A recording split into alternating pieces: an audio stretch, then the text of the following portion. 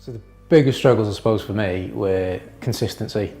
It was coming up with a plan and then sticking to the plan. So throughout my life, I've tried different diets, different workout regimes, had gym memberships, carried on paying, but quit months before I cancelled the money, the direct debit. So it was the consistency more than anything. It was having that, I wouldn't say the motivation, it was just the consistency. I just start for a week, like most people do, start for a week and then lose interest, or have that one bad night out and then punish myself. But by punishing myself, I'd have another bad night and then that'd follow by another bad night, and then before you knew it, I was back to square one. The weight I'd initially lost was back on. That was probably my biggest struggles at the beginning, was definitely consistency. I've lost weight in the past. I have lost weight in the past, and the way I did it was, I'd say it was wrong. I was just going after food, trying to make the right food decisions. There was no terms of exercise or anything. So my body was, I was weak. I wasn't very strong at all. There was no muscle definition whatsoever. And I think as a man, or personally for me as a man, I think that's something that I should have. Like I said, I was weak, lethargic, low energy levels, which then fed into the work I was doing at the time. I was poor performing at work because of it. We had a young child, and then we had a baby. Yeah. I had no energy to play with him. You know, Daddy had to take 5 minutes because I couldn't keep up with him. So the effects on my body were massive, massive. And it's strange because only now looking back, I realise how bad it actually was at the time. I think if someone would have sat me down at the time and said, you know, just look at your life, look, see what you're doing, see how you're feeling, I think it might have clicked and maybe I would have joined sooner. When I realised that I needed to change, the thing I did was something that I've always done in the past as well. I'd start watching videos, so I'd watch motivational videos, I'd look at gyms, look at their transformations, see what successes they've had, and it would really inspire me. But I had that drive in the background now that I'd had enough of not being the dad I wanted to be. A massive thing for me was my wife would always take my little one swimming. I'd always missed out on that. Every week I was finding out he was getting better and better and better, and I was just at a point where I couldn't bring myself to go swimming. I was too embarrassed.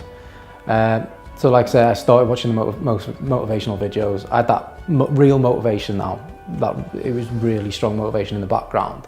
And that's when I stumbled across the fast videos and the testimonial videos. And I'll be honest, I probably watched those videos for about 2 months. And then I mentioned it one day to one of the guys in work who actually knew one of the trainers. So behind my back, believe it or not, he went to one of the trainers and said, you know, this guy's really interested, he wants to know a bit more. And before I knew it, I had a phone call, and it just went on from there. I was very nervous, very, very nervous, just speaking over the phone, because I mean, you think about your struggles and you think about how you feel about yourself, but it's very rare that you actually talk to someone about it. So there was a bit of realisation on that call, and I thought, geez, do you know what, I really have to do something, and I've got someone on the end of the phone that sounds like he really, really wants to help me. So yeah, I made that phone call, very nervous, very anxious, and I mean, even up to the point where I came down, I'd made an appointment with the trainer, come down to fast, and I was struggling to find the premises at first because it had recently gone through the move. And I even got to the point where I was thinking, shall I just walk away now? Shall I walk away? And I just kept thinking, no, done this so many times in the past, regretted it every single time, and persisted, eventually found where it was, and then we sat down and we spoke through a training plan and basically how I was feeling. It was, I'll be honest, it was probably more of a counselling session than anything else, and it was good to get a lot of things off my chest to a complete stranger at that time as well. So I suppose a lot of it came from that session with the trainer. We had a good, honest conversation, and I had in my head all these little worries and all these little things that I believed were holding me back, but it was only when I started speaking about them I realised how big they actually were. So it was the realisation for me is that I really had to do something was during that initial conversation. It was, I suppose, just getting down here and talking to him, because he by no means was he trying to make me stay. He wasn't saying you have to do this, you have to do that. It was more about, like you say, the realisation of I need to do this for myself. And Funnily enough, at the time, I had recently got a bonus in work, and in the past, all we've done is invested it on the house or things like that. And I thought, why don't I try and invest a bit on myself, you know, a bit on my future, and in some ways, obviously, my son's future as well, because I want to be there as long as I can for him. I had a vision of where I wanted to be, when I wanted to get there, and more importantly, why I wanted to get there. So it may sound cheesy. I suppose it's not cheesy, but I try to stick to your motto. You know, start low, go slow, aim high. Yeah. Because I had another realisation point actually, and it was in my first session. I remember it like it was yesterday or like it was this morning, and we were warming up. At the time, I didn't realise it was a warm up, and it was something as simple as running from side to side, just to get our legs warm. And I saw it as a race. I thought, I need to prove myself here. I need to prove that I'm not this person that I've become. And I suppose it was like self-denial. You know, I didn't want to admit that I'd become what I was seeing in the mirror. Yeah. So I was running back and forth as fast as I can. I was beating everyone in the line. I thought, I've heard like massive things about fast ways of fitness, and everyone's supposed to be super fit, and I'm running backwards and forwards, and I think I'm beating these guys. And then I get to the other side, and I'm huffing and puffing, and then the trainer said, right, okay, we're going to start the workout now. And I thought, oh my God. And I even remember there was a guy, Paul Hanlon. He was here, and he was just rowing at the time, and he came over to me. He never met me before, and he came over and he put his hand on my shoulder and he goes, listen, it's your first session, take it easy. And ever since then I thought, there you go, start low, go slow, aim high. And that's what I've done. I've chipped away and I've chipped away. First week was awful in terms of DOMs, so in terms of the muscle soreness, it was awful. I missed the second day because I felt so sore. However, I thought on that third day when I was still sore, I thought, if I don't go today, I'm going to fall into the trap that I've always fallen in. I'll quit, and then I'll be back to where I was, even heavier than I've ever been. So I thought, no, just go through it. The trainers keep saying, even if you come in, even if you walk through the door, that is better than staying in bed, or that's better than not showing up. Just walking through the door, that's enough. So I thought, right, I'll come in, I'll just do the best I can. And do you know what? The muscle soreness just went. As soon as I started training, it went, and then from that day on, anytime I was sore, I thought I can work through it. I can do it. You know, if I have to lift lighter weights, then I will.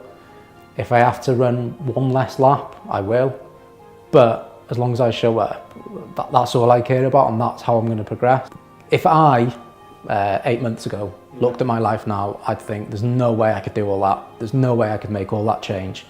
However, knowing what I know now is you introduce one thing at a time.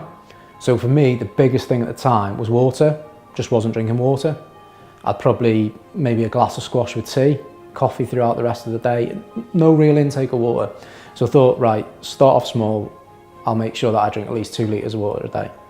So I got used to drinking 2 litres of water a day, and that made a huge difference. My energy levels went through the roof. Obviously, I continued training every day. So then, obviously, I had to address my diet next. And a simple thing for me was just upping my protein intake. Something as simple as having a protein shake a day on top of the food I was eating. Obviously that was giving me another 40 plus grams of protein a day. I then learned that I needed about 1 to 2 grams of protein per kilo of body weight. So I tried to stick to that. At first it was probably a little bit difficult, but like anything in life, you change anything in your life, it's going to be difficult at first. But the key is that consistency. If you just keep doing it, it becomes the norm. The same with the water. So had I done the water and the protein at the same time, I might have struggled because it's too much of a change. So introducing them in small steps has made all the difference for me. The next thing I looked at was sleep. So everyone kept saying sleep's vitally important, and especially from the types of training we were doing, it was vital for that recovery period. So sleep is something I looked at, and it's something I never really monitored before. And I just presumed I was getting enough sleep, when in reality I was probably getting about 6 hours prior to fast. So that's something I work on now, is sleep, minimum 8 hours a night, even if that means going to bed that little bit earlier. But it's worth it It makes getting out of bed in the morning so much easier, and you do feel recovered off the back of it. I'll be honest, when I started, it was all about the number. It was all about the number, how much weight could I lose? And then you'd get frustrated if you hadn't lost, you know, a kilo that week or a kilo over those last 2 weeks. However, it was important to look at yourself, and obviously at Fast, you do more than just a number in terms of weight. You know, you're being measured, you know, there's a lot of activities that include weights, you're eating more protein, so sometimes you will weigh that a little bit heavier. However, your body is transforming, and that's something I've had to come to the realisation that will happen. So for me, it's I've needed to remember that it's not all about that number. The success isn't based on that number going down. If anything, the success is probably based on how you feel. So a massive win for me, and something I see as a huge success during this journey, is just before Christmas, or Christmas week, I had the confidence and I took my little one swimming, and that was massive for me. And if anything, it's probably motivated me more now, because I've seen what I'm missing out on. And that could be the same for anyone. If they feel they haven't got enough energy to play with their kids, if they haven't got enough energy to give everything they can in their work, their career's not going the right way, do make the change, and you will see what it can do for you.